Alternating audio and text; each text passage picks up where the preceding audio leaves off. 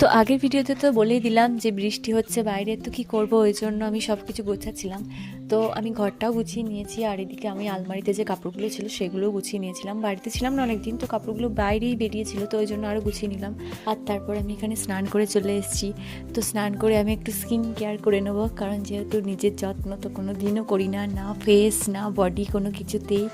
তো এই স্নান করে চলে এসেছি, তারপরে কাপড়গুলো ওপরে ছাদে মেলে দিচ্ছিলাম, যেহেতু আজকে রোদ নেই, বারবার বৃষ্টি হচ্ছিলো, তো একবার করে কাপড়গুলো মেলছি আর একবার করে তুলে নিয়ে আসছি।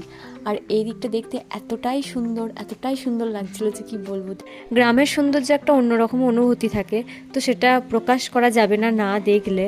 তো যাই হোক, তারপর আমি ছাদ থেকে নিচেতে চলে এসেছি, আর এখানে এসে আমি আমার নিজের স্কিন কেয়ার করবো। এখন জীবনে ফার্স্ট টাইম এরকম করে কোনো কিছু আমি করছি। সত্যি কথা বলতে আমি কোনো দিন নিজের কোনোভাবেই কোনো কিছুরও যত্ন নিই না, মুখেও তাই, হাতেও তাই, যে কোনো হেয়ার বলো, হেয়ারেও কোনো রকম কোনো কিছুই যত্ন আমি নিই না।